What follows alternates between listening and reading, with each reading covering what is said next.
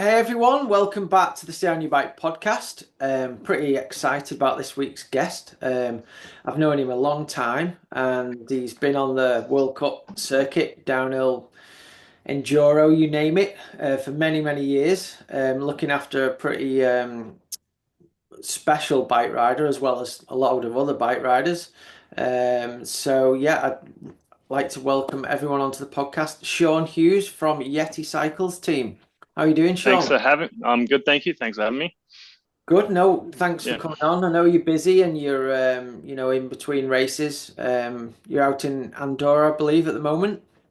yeah. We've got Ludenville World Cups coming up next week. I say World Cups because we've got enduro and downhill there. But yeah, seems like half of the downhill like teams are here anyway. But we just Yeah. found out the lift is closed, so that's a little bit of a bummer. But that's right. So what are you able to do? Are you able to shuttle up and down there, or? Yeah, the old downhill track's open. Most of it anyway, and the two juniors I got here are able to get shuttled up and down it. So we didn't bring a vehicle that's very shuttleable, but they've been able to kind of bum some lifts off some other people and seems to be working all right for them. But yeah, just a couple of decent runs before we go to Ludenville next week. Yeah. And is the whole team out there, or is some guys gone home in between and stuff, or? We've got a pretty scattered group. Slavomir and JT, who are two of enduro dudes, they're in Poland. They're going to Ludenville tomorrow. Richie went to Whistler. He's actually lapping out down the runs in Whistler. That was the opening weekend last weekend. Oh, Um, and I've got Tyler Waite and Jonty Williamson, our two junior boys or junior dudes here who are just keen to get on it. So, okay. And why has Richie gone all the way back to Whistler?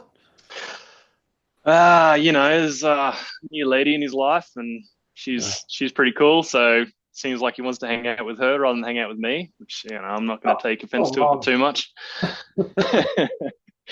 That's all good. Yeah, yeah, his new lady friend lives in BC, just on one of the islands, or the island, I guess. And so it's pretty close to just down the road from Whistler, I guess. So, Yeah. um, and yeah, he saw a chance to get home for a couple of days, so we did, and took one of the down bikes, and yeah, I guess getting some good time on in Whistler. So Yeah. hopefully he's really, I mean, he did a pretty good run last week, so hopefully he's just finessing those sort of skills. So Yeah. yeah. Yeah, not off. I mean, well, yeah. First of all, we'll touch on all the, the current stuff that you're doing with the team. Obviously, Mm-hmm. you're a busy man because I guess are you still looking after the enduro team and the downhill team? What's your kind of role now in the team?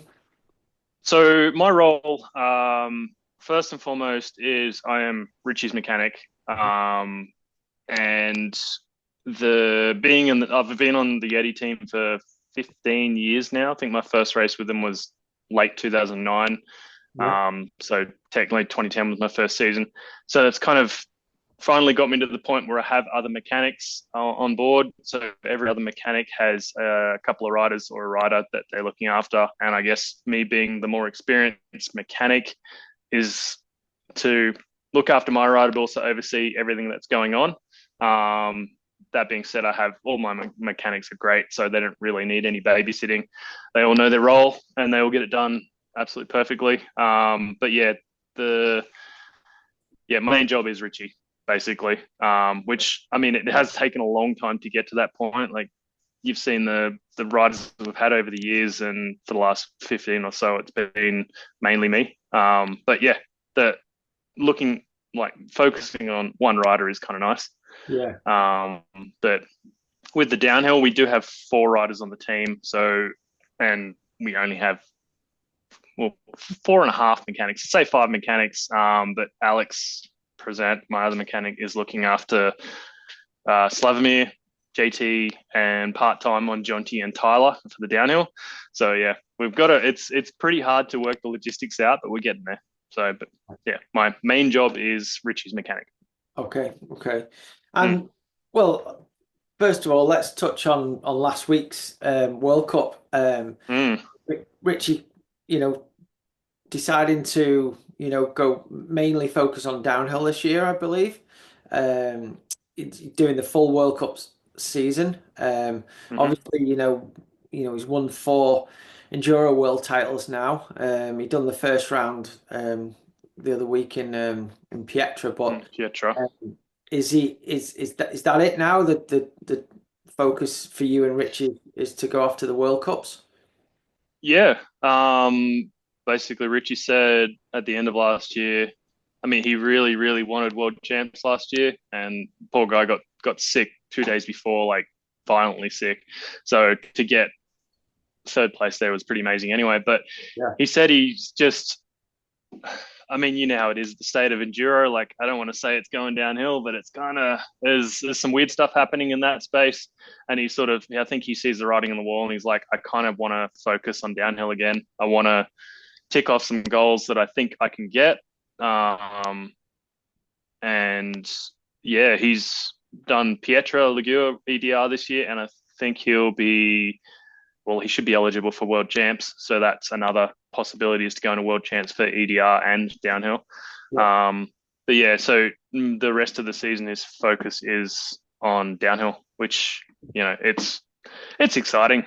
It really is. It's Yeah. fun for me too. So yeah, Yeah. Are you glad of the change, because you've done the enduro for such a long time now. Um, you know, yeah, as a mechanic, and even when I was running a race team and going to the enduros, it was yeah, really fun because sometimes you get to go out on the trails with the riders, and we both like riding our bikes as well. yep, yep, So that part of it was fun. And the enduro was really kind of booming there for a while, wasn't it? It kind of seemed like yeah, the sport on the up. Everyone was buzzing on it. The media, just the whole industry in general seemed to be buzzing on enduro, and then all of a sudden, the last few yeah, years, it seems to have kind of gone backwards from there, and everyone's more buzzing yeah. the downhill again. How is it for you? Are you excited to do downhill for a change? I'm actually pretty excited about it. I love the riding the bikes. The last few years, like, I mean, I'm getting older.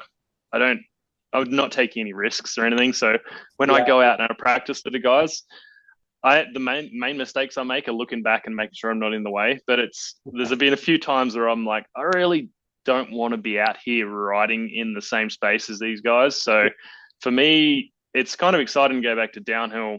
And I mean, I love that part of the enduro job, is having to actually ride, not having to, but getting to ride with the riders. But now I can, time permitting, I can wake up in the morning, I can go for my ride, and I can get to the pits, and the structure, the structure of time, all the timing and everything, knowing that this is the time of training, this is the time you got to be working on the bike. It's almost like this is when dinner time is, sort of thing. yeah, I kind of like that. I've always liked some structured timing and stuff.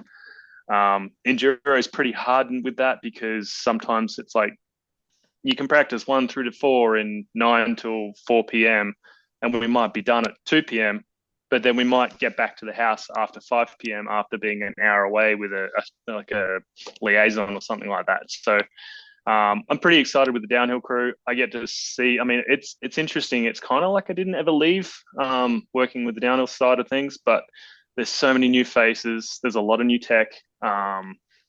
We are, man, the pits is just, I can't even explain how high tech some of these pits are.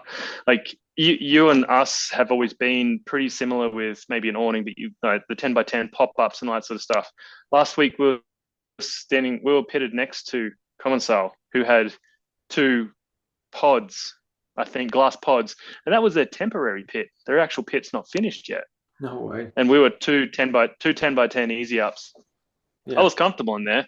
yeah, Probably wasn't enough room, but it was fine. But yeah, like, the tech in the pits is crazy. But I'm happy to be back. Like, as I said, it's nice to have that structure. yeah. It's good for me. So Cool. And do you think that obviously I watched the race and I saw the pits on Instagram and all that stuff. I saw mm, Tony Seagrave had built some insane truck for the new Orbea yeah, program, and yeah, I saw the Common South thing. Last year I went to Fort William, and a lot of the teams have got some big presence in the pits. Yep. Um, I mean, do you think just on a personal note, do you think that's kind of like necessary for the downhill programs now? Is that just what the main riders are expecting, or is it a bit of a, well, they've done that, so I'm going to go one better than them kind of thing? Like, I guess it's all marketing, isn't it? Yeah. Brands and stuff. And I think to me, it seems like not just marketing for the brands, but just like a kind of, look at us, that they had that last year. Now we've gone one bigger. Is it kind of like Yeah. that, I think, or is it a necessity nowadays? It feels a bit like we're trying to go bigger, but I think I mean, I'm on the fence with that. I'm really comfortable in our little tents. Like, well, little tents. They're still quite big tents, but they're easy to set up. They're easy to pack up.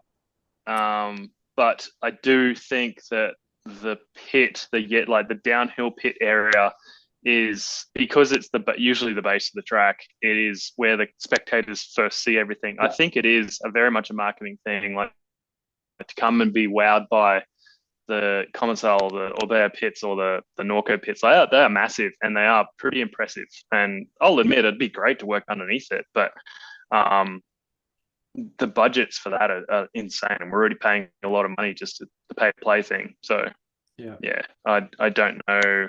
I don't know if that's our thing. Yeah. Oh, I mean, over time from when I first went to some downhill races back in the late '90s, there was some big kind of trucks and stuff. GT had a big presence, and I remember Synthesi had a big presence, and a few other brands back in the day. Then it kind of all went to sprinters and tents and stuff, and then it's kind of like made a resurgence in the last 10 years or so, and then it just seems to be getting bigger and bigger. I mean, do you think with the TV coming in, Warner Brothers and stuff, do you think that's the brands are thinking that's important to have that presence for the TV as well? Yeah, I think some brands do. Like once again, I'll speak for Yeti and the fact that we're not too phased on the giant pits thing or the big pits thing. Um, but as I said, if the budget was there, it'd be nice. Obviously, yeah, I guess it'd be nice to be working under one of them massive setups, but as Richie proved last week, it's not the be all and end all to get a result. Yeah, Um, yeah, it's not necessary. I mean, uh, in the old days we had four podium riders in the pits. You know, we had Tyler got second in the juniors, Jonty got fourth in the juniors, Cam got fourth in the women's elite, Richie got fourth in the men's elite by like fractions of a second. yeah, So, and we were working like kind of half staffed all weekend, which as well, which is it was pretty impressive to get everything done the way we needed to.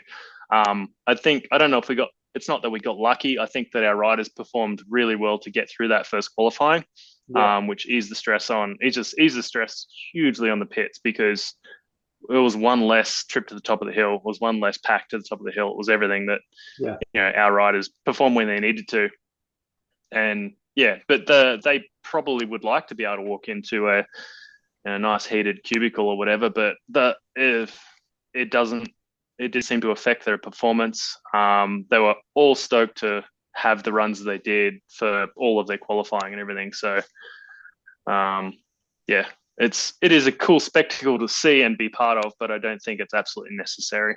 There's certain things that you do need to supply within the pit, but we seem we've been doing this long enough. We seem to be able to get those things done. So yeah, yeah, sure. When you've been at it as long as you have, you know what the most mm, important things are, and you yeah, know your riders. I mean, just the results that you guys got last weekend was super impressive. I mean, you guys always get good results in racing, but yeah, like mm, four riders on the podium is pretty insane, and that brings yeah. me to what was you know obviously you're mainly working with Richie, but what was Richie's goal for the weekend? What did he think he could achieve? See, I've been trying to work with him on this because I don't think he expected to be going as well as he did. But I've always said the guy locks his mind into something. Um, he does train insanely hard. And I think he was hoping to get within that top 10, 15 crew. Yeah. Um, and I don't think he's really well known as a mud rider. He likes riding in the mud. But I mean, he seemed to be able to prove that it was fine. Like I think he's definitely surprised at being the fourth in the end. But he was very sort of. It seemed on his face that he wanted to get through that first qualifying in the top 20, Yeah. which he's very capable of, as we've seen. Yeah. And he said his qualifying run was good, wasn't perfect, it was good. And to get 14th in that, yeah, there were a lot of top 10 guys that missed the first qualifier. But you got to get down the hill cleanly to get Yeah, down I into mean, the top 20, right? yeah. And Richie's in the last sort of however many years have been doing enduro knows that you've got to string perfect runs together 5 times in a row on the same day to get to the podium. So I think that mindset of what he had is like, I've just got to get this run clean, perfect. They got him through the qualifying, didn't have to deal with Q2 or last chance qualifiers, we're all calling it. Yeah. And yeah, I think he was definitely surprised. There's got to be that part of him that is bummed that he didn't actually get that third place. Because So close. it's so close. But I mean, look at the company he was keeping on that I know. podium.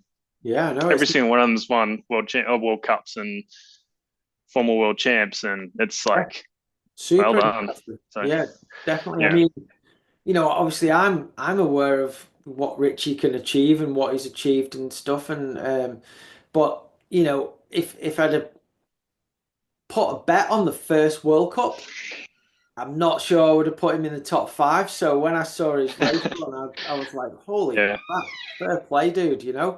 But then I yeah, wasn't yeah, surprised that he did it after he'd done it. Do you know what I mean? Because I know what he's capable of. mm, But yeah, yeah, the first World Cup, all that pressure. I mean, if you just listed going into the World Cup with most of the top riders that were competing and not injured, and there's probably yeah, 15 guys that you could count on going into that race that could potentially win, and to come out with a fourth after on his first go at the World Cups is pretty impressive. Like, yeah.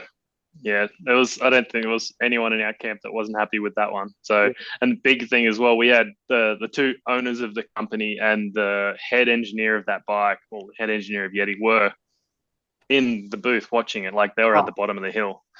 brilliant. So Well, they were there for, yeah, they were there for the whole thing. So they were more than happy to be there, and it was kind of really cool to see Richie, Cam, Tyler, Jonty all like absolutely smashing it, and Slavomir and the all the enduro crew did a great job as well. So yeah, pretty good weekend for Yeti. not Rely on bad that at one. all. So Yeah, I mean, obviously, Slav did amazing. He pretty much won nearly every stage. mm, Um, he was, super close race the week before with Dan Booker in Pietra, and yeah, then come out swinging in his home country and smashed it. So yeah, that was amazing. yeah, And then obviously I've been, watching the racing over the off season and stuff, and I've seen how fast the young guys are. So I wasn't sort of surprised with how that went for you guys. But big question that I personally want to know, and you probably can't say too much at the moment, but obviously with the engineers being there and the guys from Yeti, like surely they've got to bring that downhill bike out now because it's been there for a while and it looks oh super man, cool. this question gets asked a lot, and I we're bet. still the answer is still the plan is there is no plan yet. Like I can't really answer that on behalf of them. Like it was talked about at team dinner the other night with all the bosses there, and it's like, well, we're still like, eh. I mean, 4 All World Cup right. podiums for the first race, and Yeah. you know, I mean, Yeti is a boutique brand, I guess. I mean, it's pretty popular. Yeah. It's a brand that loyal customers stick with. Yeah. Surely you could get enough sales on the downhill bike just from people Uh, wanting that bike. yeah, I agree. I agree. And the as I said, all those guys that were there that count, they all know that it it's wanted by several people or lots of people. Everyone's always asking about it. Everyone's always just release the bike. That and the DJ carbon dirt jump bike. Apparently, everyone wants that, and it's like, all right. Well, they know about it. They know the high demand that it is there. I guess maybe at the moment with all the tariffs and stuff, it's not a great time to try and release it because it would be really expensive. But let's hope that all simmers down, and maybe they're waiting for that. Maybe they're waiting for that financial weirdness to die down in America, and then boom, Yeah. drop some things. Yeah. I mean, to us in the outside of the race team and the company, you've got other brands like the bikes don't look anywhere near ready for production. Yeah, That people are racing on bikes that are obviously prototypes, but your bike from day one looked like a production bike. It's yep, obviously works fine. It's just those results from the weekend prove that. Um, yep, so yeah, I guess a lot of people are thinking, when's this thing going to come out? It's yeah. and it's a cool looking bike. It is a cool looking bike. It's good to work on. It's much better than the old first generation 303 World Cups from back in the day where there was two sliding rails and 64 bike bolts to check on the thing before a race run. And, I don't miss that stuff. But it's, yeah, I mean, we went straight to carbon too. It wasn't like we went to, there was a couple of alloy mules, but they never saw the light of day in terms of outside of Yeti. Mhm. But the whole process was from talking about it to actual first riding sample, it was 3 or 4 months. Yeah, And the frame hasn't needed to be changed very much since that. So brilliant. And have you yeah. got a few different sizes at the moment, or have you just got one size with different headset cups and stuff? At the moment, we've tried to align our riders with the same size bike, Mhm. which is nice for having spare parts. But there has been talk of sizes I mean, they have to talk about sizes at some point because we can't pigeonhole all our riders into the same bike, especially if we want to go after uh, you know, top five rider, another top five rider, I should say. That's maybe a small or a large. It's you can't make them fit a bike. They have to fit. They have to have a bike that fits them. Yeah, Um, so sizes have been talked about, but yeah, I guess until we nail all those details down, it won't be a released bike until we have what the public wants, I guess. So yeah, fair enough. And yeah, tell us a bit about the young junior guys. You've got Cami on the team now. She's a seasoned World Cup downhill winner and world champion and stuff. So obviously she's got the goods to be winning. But the two juniors you've got, they're flipping rapid, aren't they? Tell us a little bit about them. So Tyler, we had on I guess, our development downhill team. Well, he was on the downhill team last year. We didn't see too much of him on the World Cup circuit because at the first race, he had a flat in qualifying and he didn't make it to the second race. He kind of got injured before the second race, but came back a pretty big way in Ludenville in the second place. And um, yeah, Tyler's just one of those natural young guys who just has it. It's See like a that? Sam Hill thing. He just has what it needs to be on a bike. Yeah, Um, and yeah, he actually told me, I was like, "How did you get so fast?" And he's like, "I just wanted to beat my mates." And when COVID came around, he's like, "I just rode my bike until I beat my mates." brilliant. And I think he just excelled from there. Like he's based just outside of Rotorua.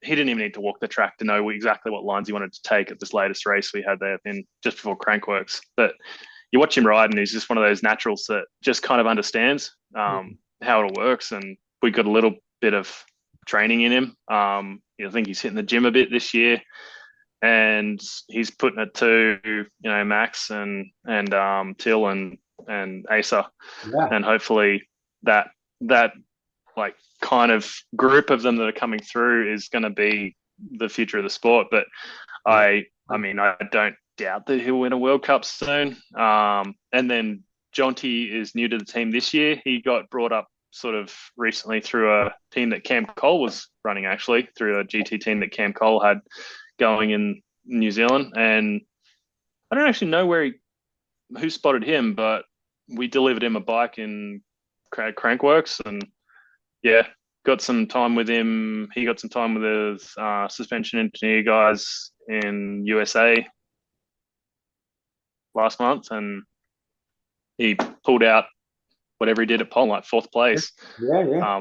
He's Impressive. a small guy. He's pretty lightweight on bikes by the looks of it. Although Yeah. he was the only one to wreck a wheel on the weekend. No So way. When he was yeah, sat on the yeah, hot seat, he looked so young. yeah. But I can't wait to see how those two go. They're both mates. They ride really well together. They kind of bounce off each other in terms of lines, and yeah, it's pretty exciting to see where that's those generations are going now. So, and yeah, and speaking of Cami, she's like got that Swiss precision going on. It's like watching her walk the track. Yeah, she's like got that focus going on that you don't normally, well, this being a mainly US based team, you don't normally see like Yeah. the precision like that. Like Richie's very focused, but he doesn't really, you don't see a lot of that when he's walking down a track or something like that. But Cammie's a bit more vocal about it and how she wants to do it. And yeah, she's got a pretty cool sort of routine on how she gets to a race run, I guess. So Cool, cool. And how's she fitting in? Obviously she was on the same team for a long time. So you yeah, become, I guess, you build good relationships with, like, as you have with Richie, and yeah, she did with her team, and it was a successful team. yeah, Is she fitted in quite easily into the yeah. program? We all sort of really met her in Crankworks this year, and it was a pretty casual environment for us all. It wasn't as structured as a World Cup, but it was good to meet her and kind of get to know her a little bit. And she came with a mechanic who she's worked with a little bit, Samuel. I'm going to get this wrong. Zbinden or Svin. Anyway, he's in the same. I'm pretty sure he's in the same town as her, so they work really well together. It was good that they sort of came as a bit of a package there as well, Yeah. because otherwise I think it'd be harder to get to know a rider Mm. exactly like that. But yeah, seems to be fitting in pretty well. I mean, everyone gets along in the team. It's not hard to get along with us. We really Yeah. don't. We're Absolutely. not too fussy about it. Yeah, Yeah, good stuff. And obviously, having the two fast juniors, that's got to also be good for Richie as well, because you know you've got two super talented juniors. yeah, Nipping at your heels. You still want to be the number one dog on the team, and obviously Rich yeah. You had that don't with want to get Fab the last couple of don't, years as well. don't want to get junior, do you? Honestly, I don't think it's that much of a big deal. Like I've watched Tyler ride. He's easily as fast as any of the top guys. Yeah, Um, and especially in Rotorua, holy crap! Like he was, it's they properly weren't in impressive. at the actual Crankworks race. They weren't allowed to race the A lines. They had to race the B lines, which included having to like almost take a hard left off this big drop and doing a go around line. And they weren't allowed to do the two big jumps at the bottom. And that kid put down a time that was like easily as like if he was able to actually do the features, I don't think there's a doubt that he wouldn't have won that race. So Yeah, yeah, yeah, but um, yeah, Richie's actually like I think he really likes riding with Tyler because you can see. I guess he gets to see a bit more of the. I call them loose lines, but he gets to see a bit more of the like more aggressive type stuff that works most of the time. So it's a like roll the dice kind of something Yeah, like yeah, line sometimes. yeah. But Yeah, yeah, it's cool to see the whole program doing well because from past experience, when kind of everyone's doing well on the team, it just brings an extra buzz and enjoyment to everything that you yeah, do, and everyone's buzzing off each other's, riding and results, and I think it's so positive for the whole team. yeah, absolutely. I mean, everyone left Poland in such a good mood. Especially getting out of there. It's cold. I liked the place, but it was cold and wet and muddy, and it It was must be good to insane. leave there with great results. So Yeah, yeah, yeah, because when you've had a tough weekend and not had the results, it can get a bit tiring, can't it? it can. Yeah, But it's a good is what result it is. puts But all the hard graft and the freezing cold, horrible weather behind you, and you're yeah, done. man, I had to wear shoes and socks. I don't like wearing shoes and socks. No way. Yeah, it wasn't I, fun. well, a funny thing that you'll relate to is because obviously when I first met you, you were working for our team when we were out in Australia when I first Yep, started running the chain reaction team. yep. And you were mechanicking for Chris Kavarik, and Hmm. the first time Chris came over to my house in the UK, he didn't even bring any long trousers with him. I don't even think he had any shoes other than his riding shoes and his flip-flops. Um, is that a pretty standard thing for you guys to do? I that's funny. I have one pair of pants that I travel with, and that's my I only fly. Like if I'm doing international flight, that's what I wear is a pair of like I've got one pair of shoes that I wear when I fly, and one pair of shoes that I wear when one pair of pants that I wear. I don't know. I'm just not comfortable having. I'm gonna wear shorts, obviously, but I'm just not comfortable having full long length pants on.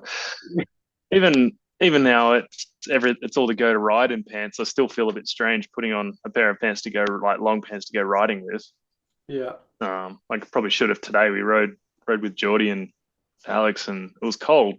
I should have worn the pants, but put the yeah. shorts on. Yeah, yeah. I mean, I'm from the UK, so I'm used to long pants, but Yeah, since we've had this nice weather lately, every time I've been riding, I've made sure I put my shorts on. Everyone wears pants these days, but I'm like, no way, I'm yeah. wearing shorts when the weather's nice. Man, you just about have tan lines by now, wouldn't Well, I mean, not you? as you can see, my head's a bit red.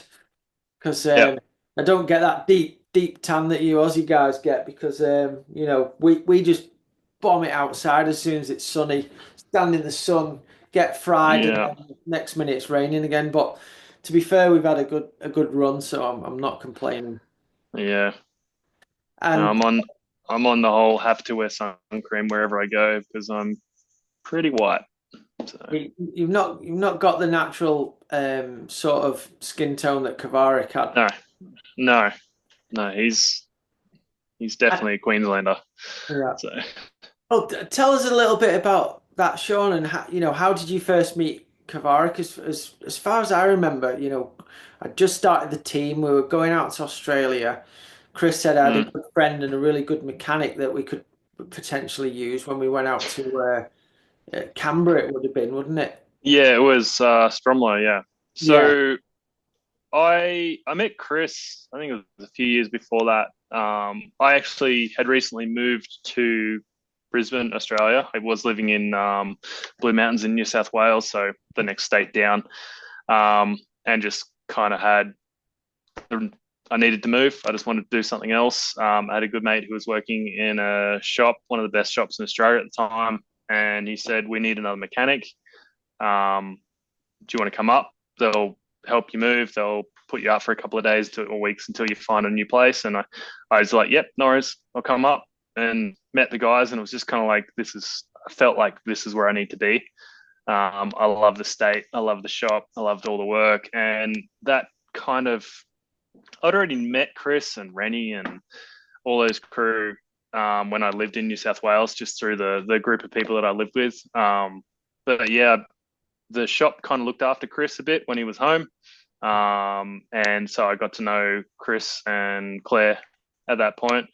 And yeah, just started doing just whenever he bought his bike and we looked after it. And at one point, I think you must have mentioned to him to it's expensive to fly mechanics around the world. Let's see if there's anyone local. And I think local was local, as in we drove down from Queensland, which is quite a few. I think it's like Queensland or Brisbane to Canberra. I don't know. It's over 12 hours, but yeah, Yeah. jumped in the Hilux, slapped Chris in the passenger seat, and then yeah, drove down, and that's when I met you guys. And it was I was you and Dave, Yeah. Matt Simmons, Rory, Claire, Yeah. Julian Camillini, was it? Yeah. Julie. Yep. Julian was on the program then as well. Yeah. And then Chris, yeah, and I guess that was my first taste of World Cup stuff. And that was even I think Chris got podium that Got year. podium. He got fifth, didn't he? Yeah, Yeah. yeah, and it was. I mean, that was great. I mean, I hadn't experienced that before. I'd done a lot of races around Australia, and I'd looked after those guys at races, so it wasn't like it was crazy different work or anything. But um, that was probably one of the greatest things to me because I got to meet Dave, Yeah. and I had already I was already interested in the downhill scene, and all the mechanics and everything. I looked up to Monk, I looked up to JC Yeah. and Dave, and then I met Dave, and like in that one weekend, that guy showed me so much stuff that stuck with me my entire career so far. And even just having him as a friend, like bounced ideas off him, and he was a suspension wizard, and I was like, man, this guy has so much knowledge in his head, Yeah. and yeah, it was really cool. And obviously met you, and Yeah. we get along pretty well. It's Yeah. not Yeah. hard to Definitely. not hard No, to get you're along. But yeah, not hard to get on so, with at all. And yeah, yeah, and talking about Dave, I don't know if you didn't know Dave, Dave was crazy in a lot of ways, but like, man, it's hard to meet somebody that cared about it and was as passionate about downhill and racing. absolutely. You Yeah, know? Yeah, yeah, and yeah, as I said, he was one of the guys that I learned so much off. And even when I went like that, because I only worked with you guys for like one race really, but I yeah, kept in contact with him. yeah, And and then when I was on the scene the next year, it was like even then he was showing me so much stuff. I was yeah, like, this is amazing. Like, yeah, yeah, it was really cool to see. But you know, yeah, it's yeah, I was. That's when I met you. That's when I started working in the season, and then actually that race is when I really met Damien. I already knew Jared a little bit, yeah, but yeah, that was kind of the first time I'd sort of shook hands with D, and it's like pretty keen on this stuff. I don't know if I'd even talk to you about doing it next year. I don't know, but it was like yeah. I next year don't. world champs. We're next year world champs. Like let's sort something out. Yeah, yeah, So yeah. It that's was. where it I went mean, from Yeti. yeah. So that's. I mean, Mm, that's been an amazing jump for you to go over to Yeti, and you've been so successful there, and you're to me anyway. You're like the main guy there. Obviously Damien's at see him at a lot of the races, but you're there at every race, and you're the kind of backbone behind that program from my mm, point of view. And yeah, that's so cool that you've been able to stick with that program for so long, and hopefully yeah, long time to come. And yeah, give us a little bit of an insight on the team, because obviously I know you, and I know I've been around the team a little bit and stuff, but and even before you were there, and in years past, Yeti have always had some amazing top riders, and you know, the I guess the budget that your program has is good enough, but it's not probably as big as some of the budgets that are out there. How does yeah. the process work with Yeti, and how are they able to find all these great riders and find the budget to do everything? Yeah, I think the answer to the first question, how do we find these riders?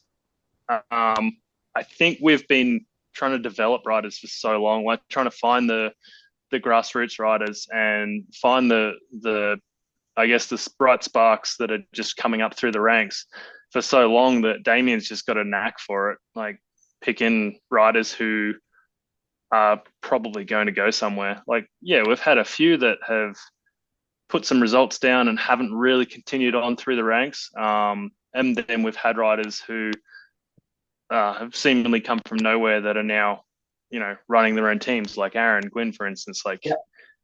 he was like it was essentially in the same moto team that Villapoto and crew were on, like Team Green.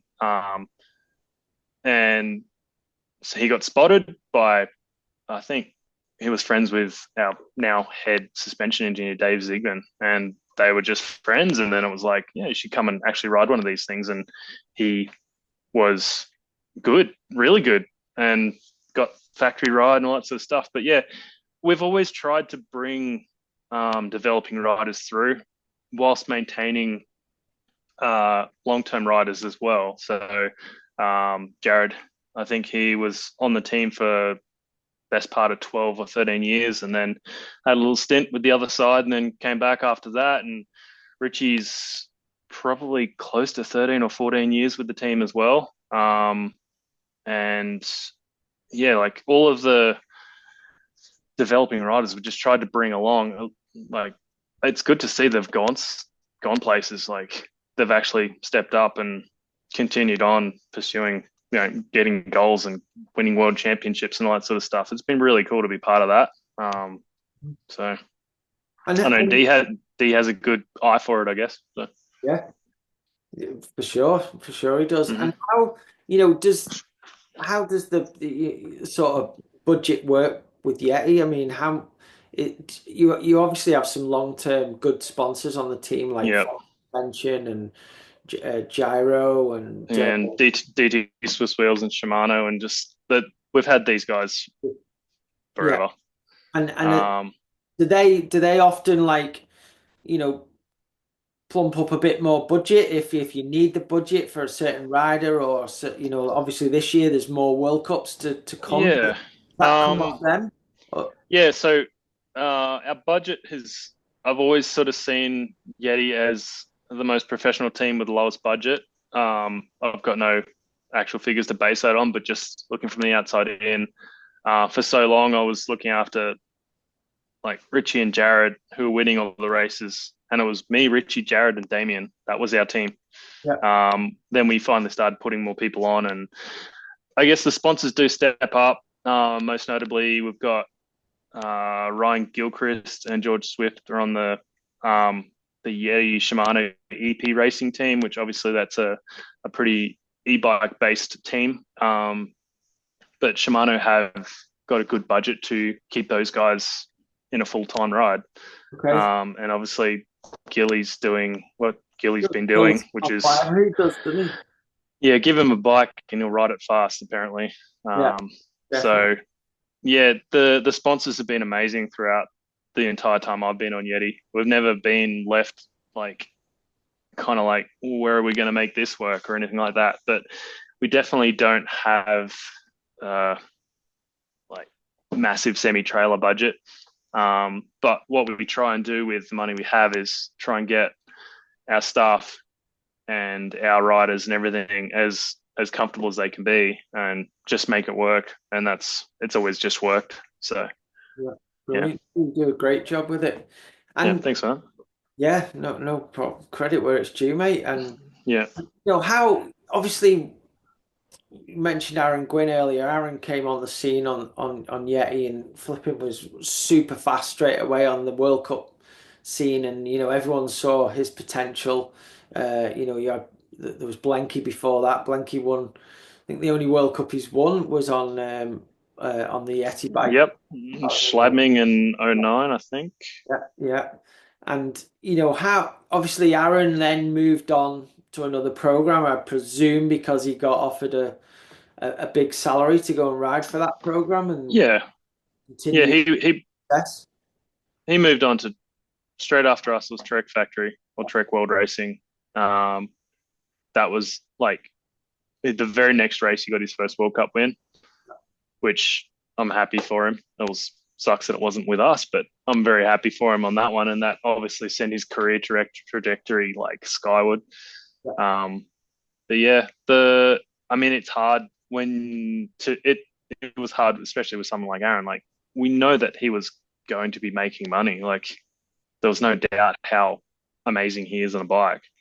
Um, but I guess we couldn't really match what Trek, a big company like Trek, had. And Was there a point, discussions within Yeti to try and keep hold of him? Like, did you, or was it oh, just, I'm sure there would have been. yeah, Like I don't get involved too much in that side of the discussions. I get asked about stuff, but and recommended. Like I recommend we keep a rider, or we try and keep a rider or whatever.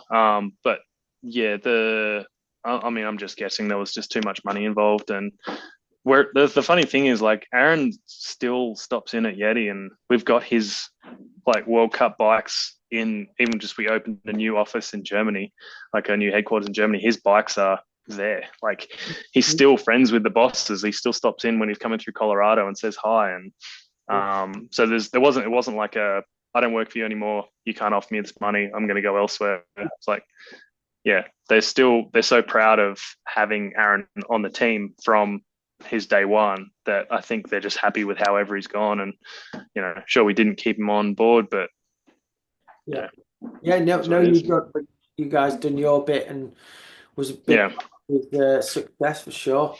And and has that been the case kind of with Richie? Obviously, with all Richie's success, you must have had like, I did a chat with Richie and he mentioned that there has been opportunities to go ride for other teams, which is obvious. Has there been any yeah, points where you've had to get the sponsors to fork out and kind of match these offers that Richie's obviously been offering? yeah. A word from our new sponsor, Action Sports Marketing provides flexible marketing solutions for brands and businesses, specifically in the cycling and extreme sports industry. They offer a wide variety of digital and other services like social media management, email marketing, paid advertising, graphic design, events management, content creation, ambassador and athlete marketing, and more. Packages are completely flexible and can start from as little as just 3 hours per week. Josh, the owner, has spent years working in the action sports industry as well as living a life immersed in the world and culture of extreme sports. Find your tribe and grow your brand in 2025 with Action Sports Marketing. Head to actionsportsmarketing.co.uk and get in touch using the contact form or email actionsportsmarketingco@gmail.com. You can also find them on Instagram at Action Sports Marketing UK. I'm sure there have been times where we've had to dig a bit deeper to keep someone like Richie on board, um, which yeah, he Yeah, of deserves it, course, yeah, of course. So yeah, but he also, I think Richie's another one of those riders that is really happy with um, the whole system, like how it works. Yeah, Um, yeah, I mean, no doubt. he Yeah, hasn't gone to another team or anything like that. He's got enough friends in other teams that he knows everything works. So I don't know if he's like super curious to go anywhere else, but um, we've got a pretty good working relationship as well. And I hope that he'd keep me in the loop if he was talking to other teams. And he has in the past said, this team's looking, this team's looking, this team's looking. And I'm just like, well, just keep me in the loop. yeah, yeah, Kind yeah. of want to stay involved. So Yeah, of course, of course. But that's cool. Like, both on well, you yourself, Yeti and Richie, that you've been able to keep that going for so long. That's credit to everyone involved with that. That's brilliant. yeah, And I think with the athletes I've worked with as well, if you treat them well and they kind of like working with you, they are quite loyal. A lot of them, yeah, and obviously, if I guess like I don't know Aaron that well, but he's a quite very clever businessman, and he's stated in numerous times he wanted to be paid what he thought he was worth, and 100% agree with that as well. So if that means moving teams and moving programs to achieve that, you can't blame him for that either, you know? That's it. You got to, if you're wanting to build your business, you got to follow the money a little bit. So Yeah, and yeah. that's, I mean, that racing is a business for everyone as well. So Sure. Sure. Cool, good stuff. So, anyway, going back to the downhill racing, as that I saw a little interview with Richie, I think, after the race, and he was mentioning, for Ludenville, he obviously wants to keep it going, and he was saying, I'm hoping for another top 15, I think I said, but at the back of your mind, I know, I know Richie a little bit. I don't know him super well, but he's not a big-headed guy. He's not. He doesn't, cruise around as if even sh kind of with the persona of how many championships he's won. He's very humble. I think exactly. word, but Yep.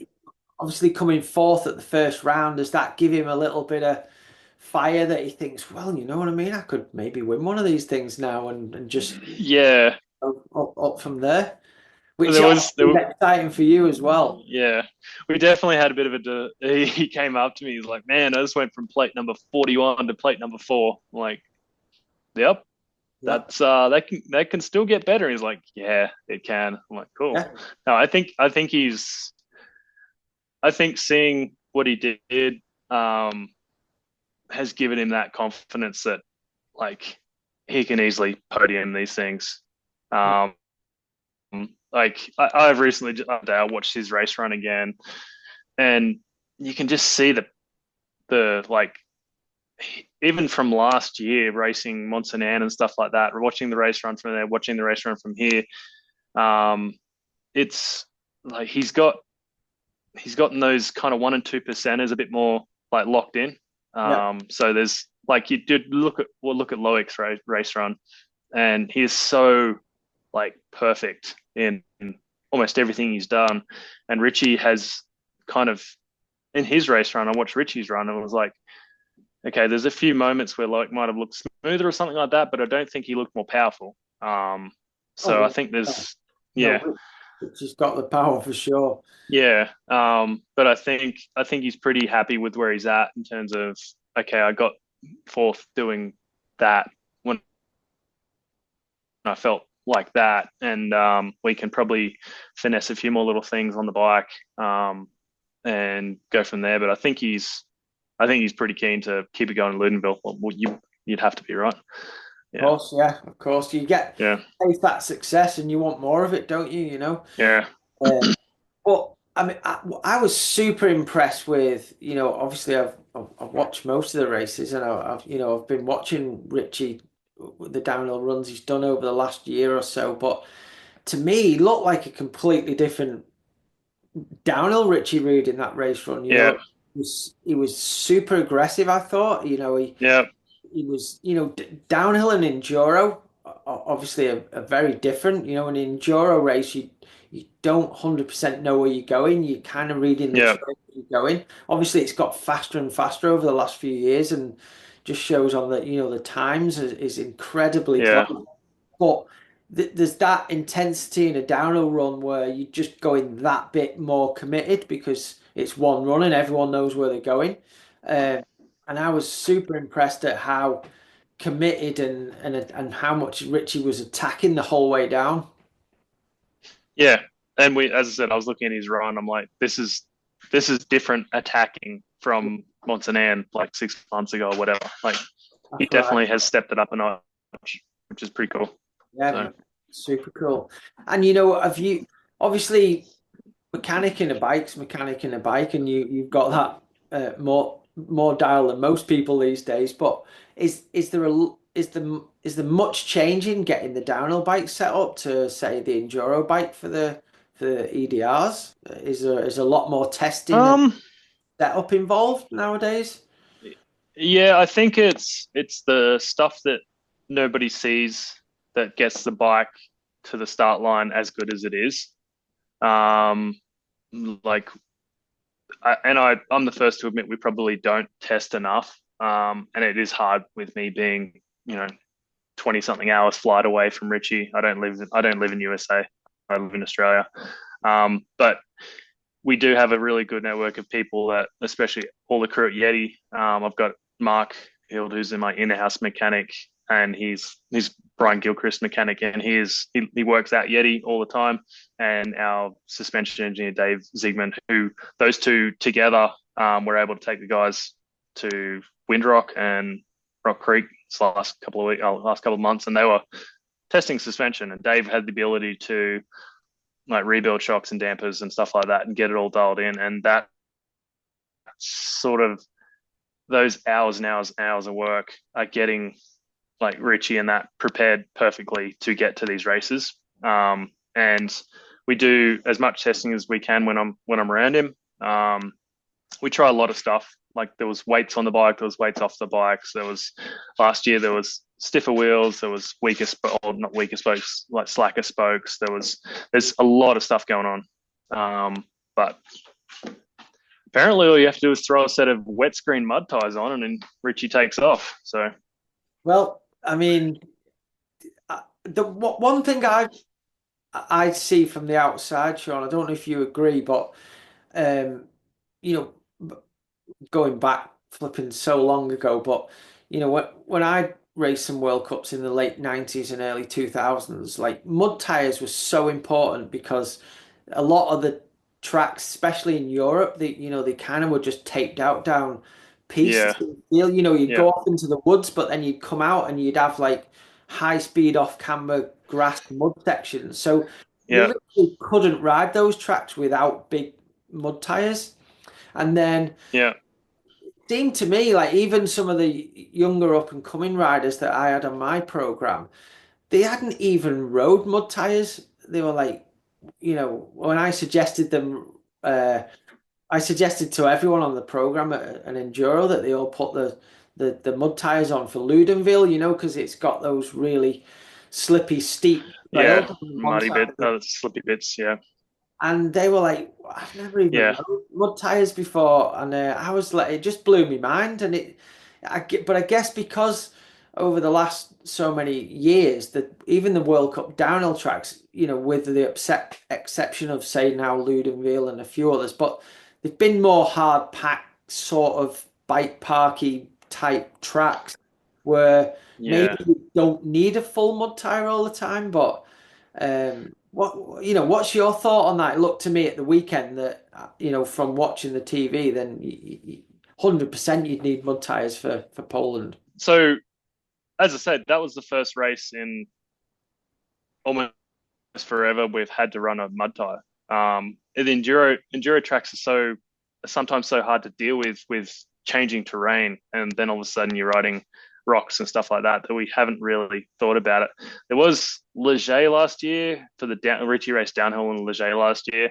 Unfortunately, didn't get through the second qualifying round, but when it absolutely dumped down on race day, 100% would have used them there. But like it would have been the perfect track for it, that especially that place. But yeah, we were playing with like intermediates, like high rollers. Did one or two runs in practice, and then we started talking about mud tires, and it's like, well, let's do it, I guess. And yeah, he started smiling. He loves them. I think. Well, it's just the thought of those big spikes coming out that he really loves. But yeah, we put him on, and he's like, this is really good. I can hold my lines, I can dig in, I can push against the ground, and like where you might lose a little bit of rolling speed, he can overcome that just because it's him. But especially for that finals run, it was interesting. I think they were getting so deep into the ground in certain sections that it didn't really matter what tire, but there were certain other sections, like when they were crossing the ski piste and where the off camber stuff, they definitely needed to be gripping in with spikes, Yeah. or mud tires. Like even to the point I had a cut rear wet scream and a full wet scream ready to go for finals run, and he knows how the cut rear feels, and he'd just been spending all the time on the full spike, and he's just like, let's just leave it full. Yeah. Yeah. Like I've been practicing on it the last 2 days. He's like, I know how it feels. It's raining, right? Like it was raining as we are going up there. He's like, it's not going to get any better. So put him on it. And but yeah, um, I think Ludenville's another track where they definitely need to be around, because that last year it proved that bottom section when it got wet, it was just unrideable with normal tires. So, Oh yeah, but it does come. It does need a lot of skill from the rider as well to be able to transition how they push their bike in hard pack, or even just something that in a really wet run when it gets actually quite firm, they need to be able to ride the bike still, and don't just have to rely on the tire digging in. yeah, for So, sure.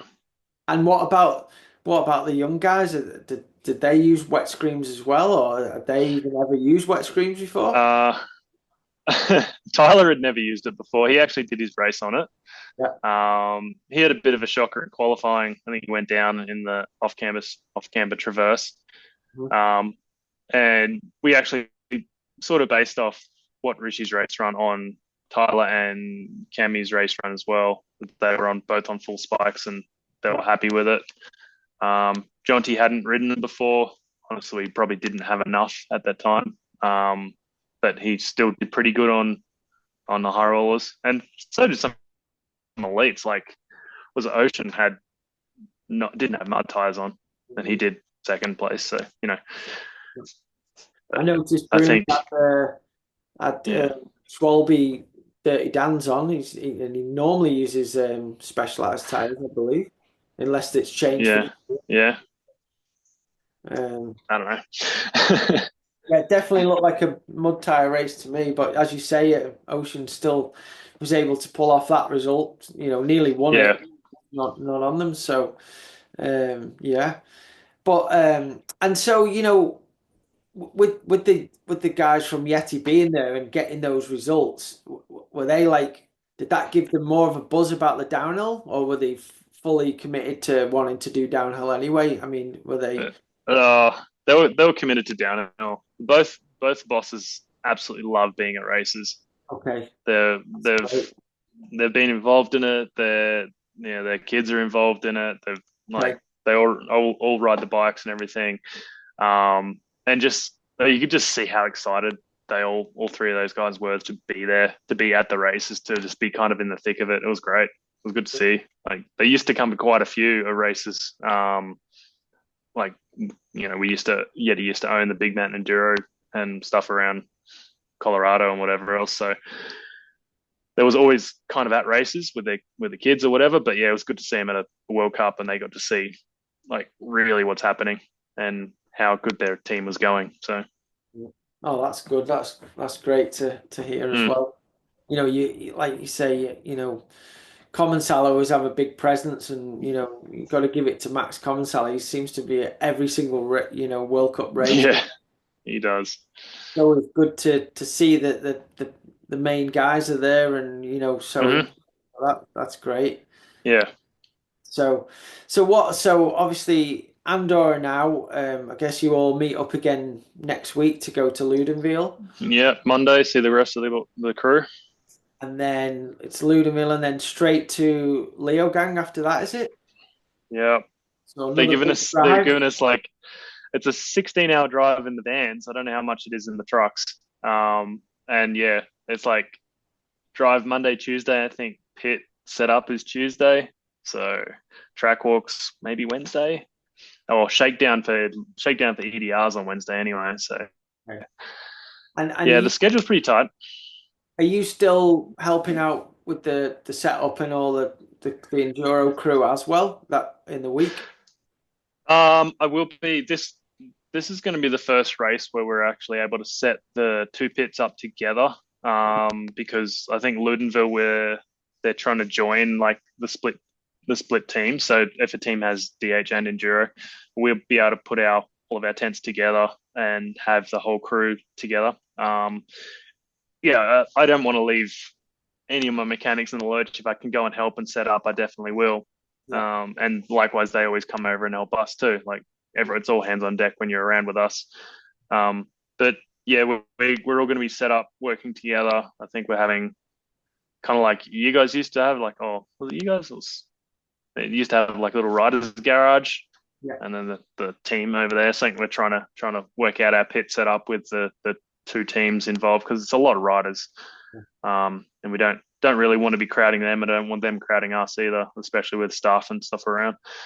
Yeah. Um, but yeah, it'll be decent setup in that main area at Ludenville where all the downhill stuff is. So Cool, pretty good. cool. And Yeah. obviously, talking about Ryan Gilchrist as well. I mean, is he after seeing the success of Richie at the World Cup downhill, and how good he did at the some of the off-season downhill events? Does he want to come and do the World Cup downhill as well? Surely he's interested in that. Yeah, I don't know.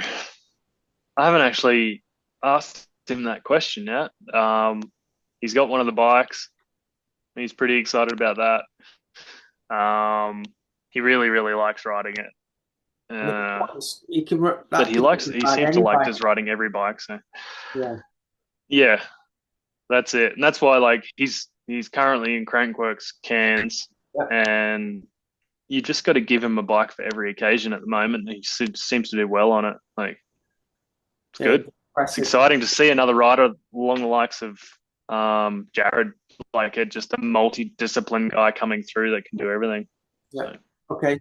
And what's Jared's role now? Is he still sort of team coach? Is he still at the races with you guys as well? Jared's pretty involved still, mainly in the background stuff.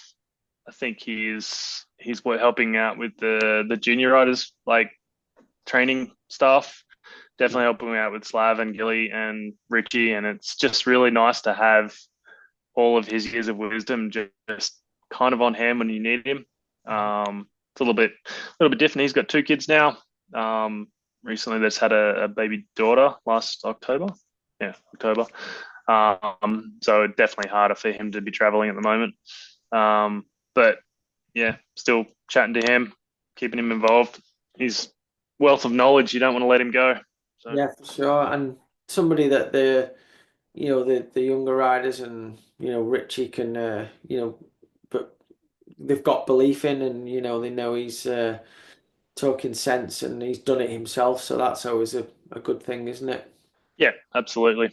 And he's building his own portfolio on riders. Like he's got a few elite XC riders that he's coaching now, who are getting really good results. Yeah, So it's really exciting to see for him. good stuff. And so what's as you're doing so successfully in the enduro and the downhill, is there a lot of do you give a lot of feedback back to the factory to develop the new and future products and bikes and stuff for both disciplines? Yeah. Actually, every mechanic after every race, we have to submit a race report, and it's a breakdown of every sponsor. We write paragraph or two, or whatever it is. If we've had problems with product, if we've thought product can be improved here, or if it doesn't need to be doing this, or if it does need to be doing that. So every mechanic has that sort of duty after every race to send feedback, and that goes back to first. It goes back to like a group of. It goes back to all the bosses. Goes back to Damien. Goes back to quite a lot of the engineers at Yeti, and then that gets sent straight to like Fox, Shimano, DT Swiss, Maxis. Anyone who's involved in our team should be sent those reports. And like just before I talked to you, I was on the phone. We're on a meeting with DT Swiss, just discussing some product that we're helping with them, and um, yeah, it's always really good to be part of that. And since I've been doing this, I think we've always done. We used to do R&D videos, and where I'd have a camera put in front of me. I'd just do the same thing, but now we obviously do it through emails.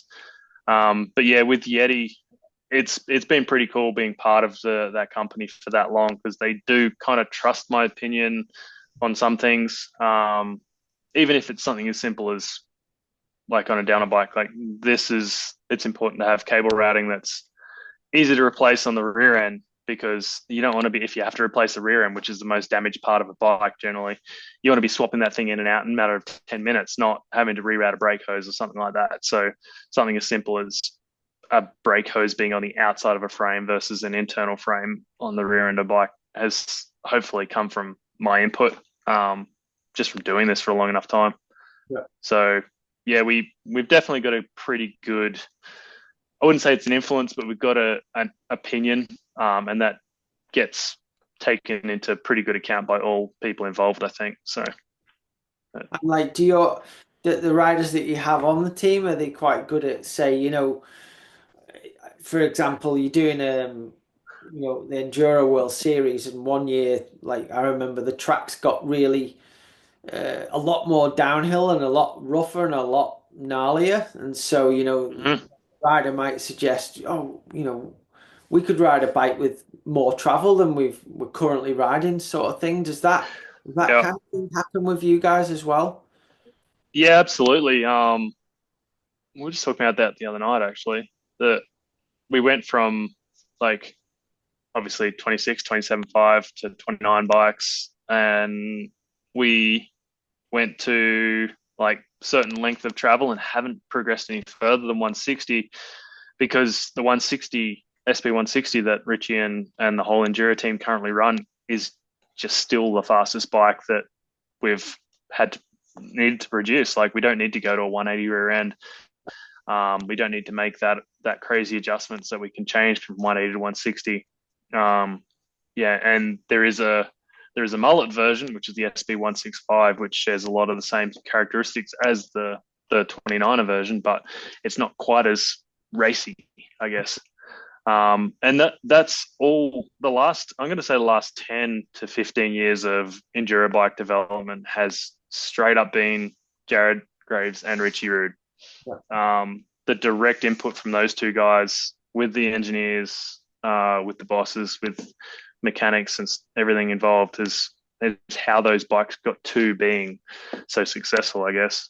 Yeah, for sure. So yeah, like even looking looking ahead, we've got someone like Mick Hanna who's available, and Ryan and Richie. They're available to give their thoughts on, is this bike good? Is it going to be fast enough? Is it going to be strong enough, or is it just going to be slow? Is it not going to get around corners? It's those guys is the core group that they listen to. Like we have a lot of really good in-house testers, but you don't have as good a testers as race team really. Nobody Yeah. goes as fast. Nobody pushes them as hard. Yeah. And yeah, as I said, Mick, Jared, Richie, Gilly, they've got such a good mind on how the bike works. The feedback they give is correct. It's not just like, feels kind of funny. So I should mention Slavomir as well. He's super dialed on how he wants the bike to feel. Um, and so that's really good because we were able to put him on a race bike when he came onto the team, and Yeah. he immediately went well on it. So it wasn't much of a learning curve for him. He immediately started going faster than he'd gone before, Yeah. and he's been able to give really good feedback to suspension guys and everything as well. And yeah, his feedback has been taken on board. So yeah. Brilliant. And I noticed, and it's quite popular in the enduro. Like a lot of people stick to full 29er, which I believe all your team are on. No one does enduro on the SB Nope, 165. no, No. no. And That's do they just, as I said, it just comes down to the 29er is the race bike. yeah, It's still fun. Like, I mean, I don't race mine, but it's still fun as hell. But the 165 has just been a bike that is really, really, it's a perfect like bike park kind of bike. yeah, It's a dedicated mullet. It's super fun to ride. Gets around corners crazy quick. But back to back testing with Richie, he just seems to go back to the full 29er is still faster. mhm, And when like you look at the winning margin between Booker and Slav at that one, and it's just ridiculous how close they are. And that could be a fun bike versus a fast bike, you know. yeah. Although it looks like it, Booker looks like he's having fun wherever he goes. So I don't know. Special kind of rider, Dan, for sure. He's super talented. as Yeah. Slav, but Oh yeah. yeah, it's hard to put Yeah. it's hard to figure out how sometimes how Dan can pull off those results with how much fun he looks like he's just having. Uh, Yeah. but yeah, cool. And so obviously y- well, especially now you guys have got some, big title opportunities this year. You've got the Downhill World Cup with Richie, you've got um, with Cami, you've got the juniors as well. Yeah. Then you've Yeah. got the World Championships is in Chambéry this year, which is a super steep course. Is that going to suit any of the riders more than others? Do you think on the program? Are you guys going to be able to get there for a bit of testing before the World Championships? I don't think too many of the team are going to get there. Well, we do have the juniors are staying in Morzine for a couple of weeks, so they should go over there. That's, I mean, Oh, it's yeah. how easy it is to get over there. I believe Cami is some ambassador for Champery. She's already said she thinks she can win the race on this bike, so that's pretty good. That's really good confidence for us and her.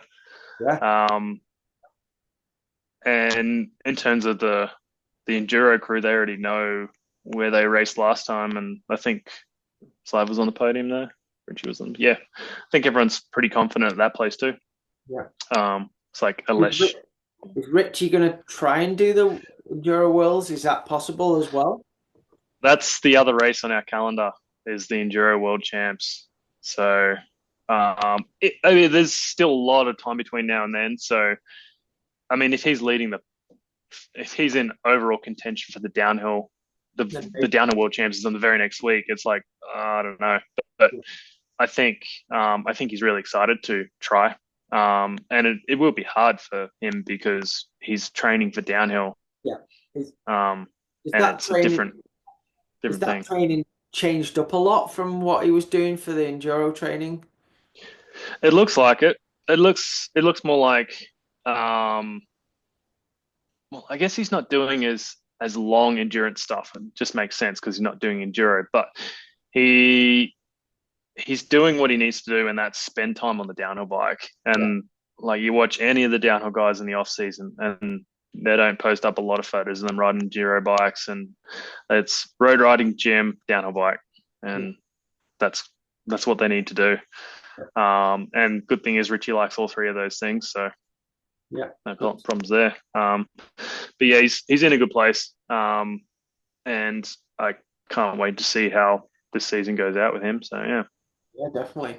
And just briefly on, on Cami, and she's come from uh, riding a Common Sal V5, which, you see, I'd say the highest percentage of privateers that are racing high level downhill seem to be on a Common Sal these days. Obviously, it's a proven bike with the Common Sal team, what Amber Yeah, absolutely. guys have done on it. How did she compare the Yeti bike over that bike?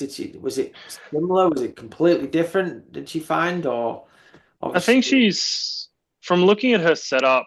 I think she's found she hasn't really had to change.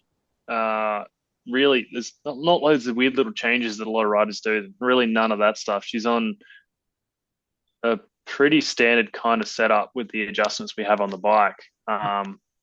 And she's pretty particular about her suspension and her tires and stuff like that, which is good. That's how you want a top level rider to be. Is like they want it to be perfect. But I think she's pretty comfortable. And as I said, she's already told us that that's sort of the bike that she feels like she can win world champs on, especially on a track that she's comfortable with, like Champery, because it's steep, it's loose, it's Champery. It's not really any other way of describing that place. So that's pretty exciting, knowing that we've been able to deliver her a product somewhat sight unseen, because it's not like she had a lot of time on the bike before she put pen to paper. Um, and yeah, it's exciting for the rest of the team to know that you've got a rider who is pretty particular on their gear that's very comfortable on our product straight away. That's you know, brilliant. we got to be proud. We've got to be proud of that. Like Yeah. the bike's amazing. So, and to be able to like stand up to Richie and the juniors, kind of the amount of punishment they put through these things. It's pretty cool to see that everyone's very happy with the product. So Cool. yeah, I'm looking forward to Champery. Actually, it's gonna be fun. Yeah, yeah, that's going to be an exciting world for sure. Like, Yeah. looking watching that myself. And Mm. what about the rest of the season? Is the obviously there's 10 races this year, which is quite a lot more Yeah. than we have had in the past. What's Yeah. the what's the vibe on that from team owners to the riders? Is that all something that everybody is positive about and is happy about? Yeah. I think it's pretty across the board. It's pretty well accepted. Um, I mean, it's an expensive season. You can't say there's a lot of places to be going to with a lot of moving parts and moving people. But it's a really, really good amount of brand exposure, marketing stuff. Like the marketing team are just stoked. You know, Yeah. we're going to at least 10 different world class venues with well, the entire spotlight on your crew of riders. So it's kind of cool that there's that much time on in the spotlight for them. Um, but yeah, it is going to be a long season. I'll give it that. Well, it is a long season. There's a lot of going on, but it's not that long. You know what I No, mean? no, there's still a lot of time off in the off season, isn't there? Yeah, absolutely. Yeah. And yeah, so is there any sort of pressure from Yeti as a company to get the results? Obviously, you guys always seem to get results anyway, but is there any pressure comes from the guys at Yeti? Because I guess they're pretty passionate about the sport, Mm. being involved with it for so long. Yeah, I don't know if they've got. There's no one saying like you have to win, you have to do this, you have to do that. I think the owners are they're actually pretty grounded people. They understand that sometimes you have bad days, um, but I mean there's pressure. The riders are going to put pressure on themselves no matter what. But it all comes down to I guess how it works out on the weekend. It's so hard to pick the conditions. It's so hard to be have the perfect weekend. I guess the bosses at Yeti understand that. I mean, every team wants their riders to win every weekend. Oh, yeah. But the the sad truth is, it's really really hard to get those results every single weekend. But I don't know. I think that our riders understand that they're not judged on just the podium. They're judged on how they approach the race from start to finish, and they do as best as they can. And it just works out pretty well for us. So we have such a talented group of riders that they generally seem to be at the pointy end of the field. So, Yeah. but yeah, I would hope that our riders know that if they have an issue, we're not going to be pointing down to them saying you should have done better, because I personally wouldn't want anyone on our team to have to feel like that, or to be even thinking that that's the way it is. And I've known the boss at Yeti long enough that you know, I mean, I've made some pretty big mistakes on the team that haven't kicked me out yet. So I think they should be able to, at least let our athletes know that it's not they're not disappointed or anything like that. But yeah, I don't think there's pressure to in a bad way. I mean, it's always good to see the good results. So hoping that keeps going forward anyway. Yeah, yeah, sure. Cool. And what if you could, for Richie this year, if you could pick one, winning the World Cup overall or winning the downhill World Championships, is the one or the other that you would like to see? What do you Oh, think? Or I mean, both is an I don't insane know. achievement. Yeah, I guess I'll bring it back to the old like Worlds is one day, World Cup is a season. And I think I don't know. I would think to me, I think that the World Cup overall is just as good as a World Champs. Like you've had to be consistent all year, not just on the day. and I don't know. I haven't actually asked him that question. I know he really, really wanted to win world champs enduro. That Yeah, was like, especially being the first one, yeah, especially knowing that this year he wasn't so focused on it, so the overall was pretty much out of reach. yeah, Um, but yeah, the the stripes is something special, right? Like you get to keep it pretty much on your jersey forever.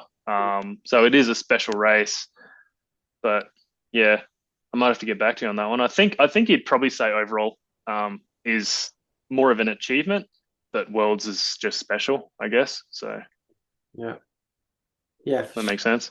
Yeah, 100%. And I wouldn't. Yeah. I'd probably be in the same answer as you just given. Mm.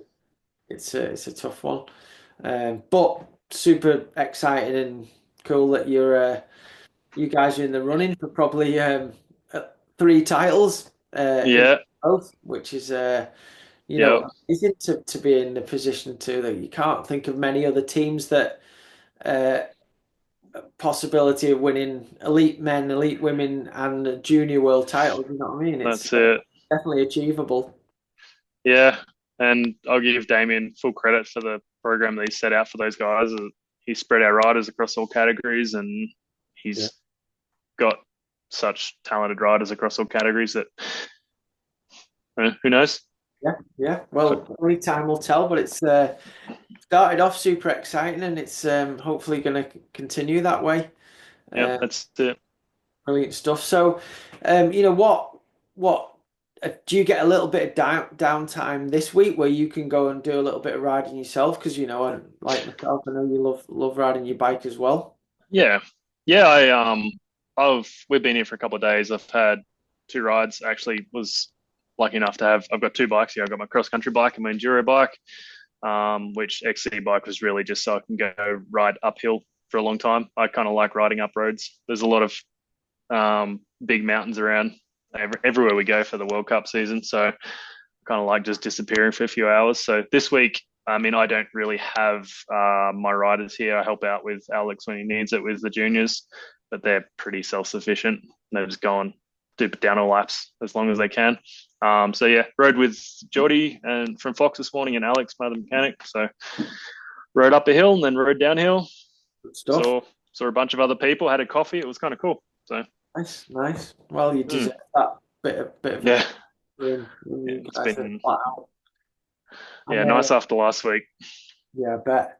And just quick one about the new upside down forks and Fox for the enduro. How have they been? Have you managed to ride some of those yourself?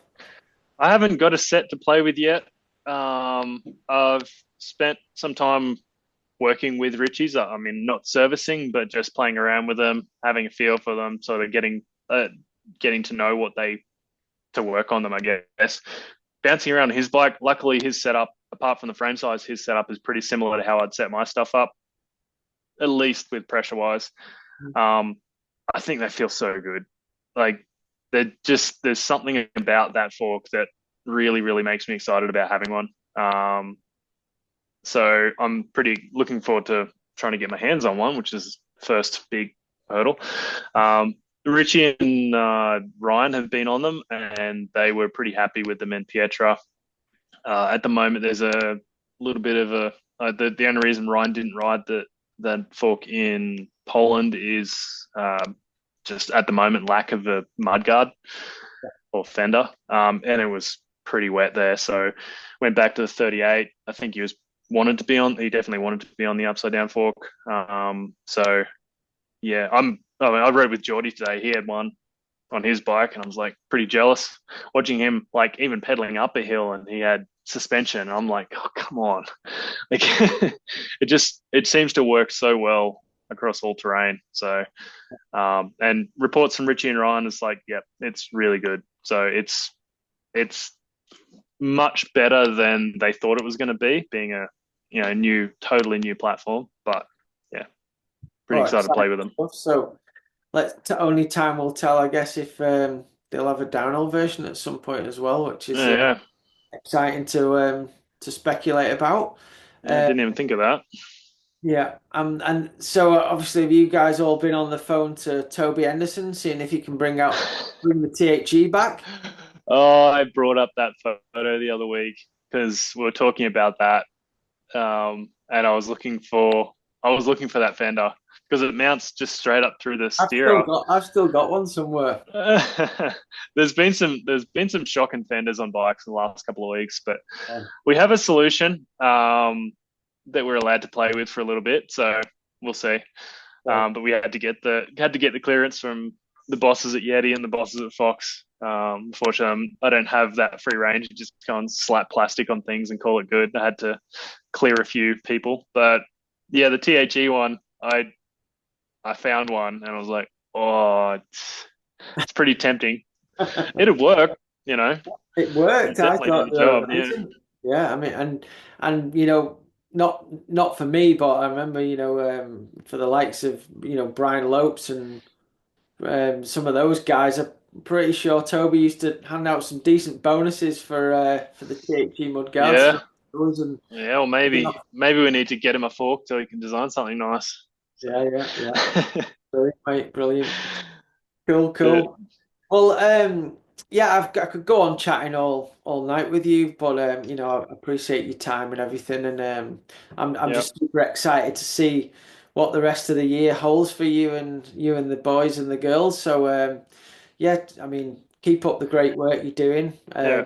I just want to, say congratulations on what an amazing career and you've had so far. I'm sure it's going to Yeah. continue for many years, and yeah, you're just a super good guy, Shaun, and yeah, you're a credit to Yeti and all the team there. So keep it going, mate.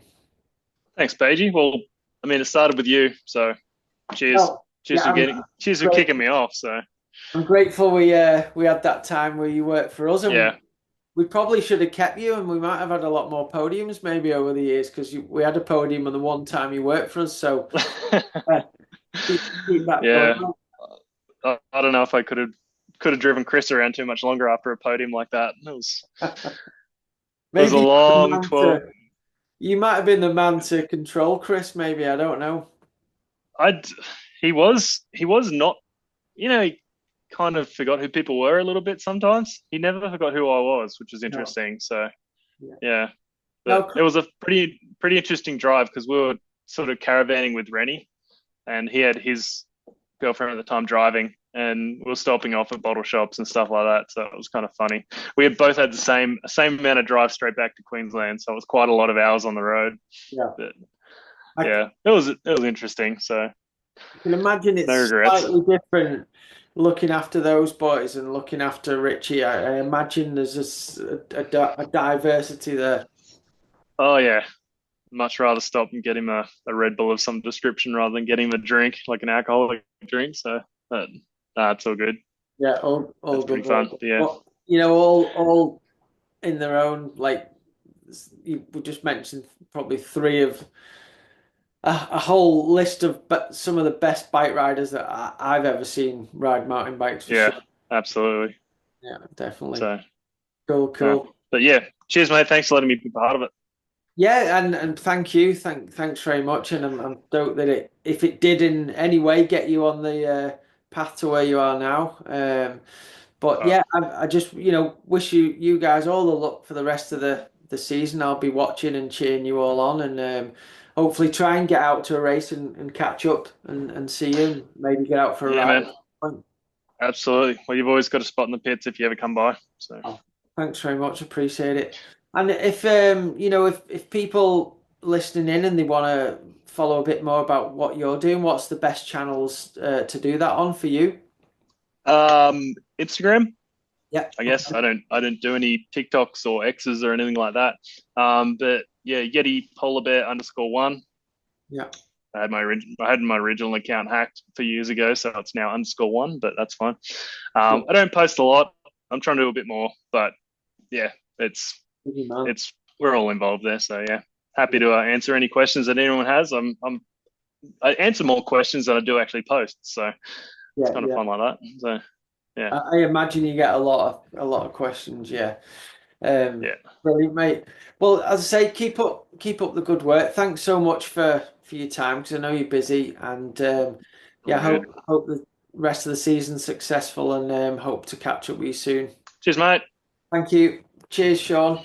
I hope everyone enjoyed that as much as me. Shaun's a proper good dude and an amazing mechanic, obviously, and does an amazing job for the Yeti team and all his riders. Thanks for tuning in and listening. Please hit that subscribe button, do the likes and the comments. We really appreciate that. And buy Myra a coffee if you're feeling generous because she puts in all the graft behind the scene. I'd just like to thank again Action Sports Marketing for sponsoring this week's podcast. And yeah, hope you all have a good week and you're enjoying watching the World Cup if you've been watching it. I'm looking forward to watching Ludenville next week.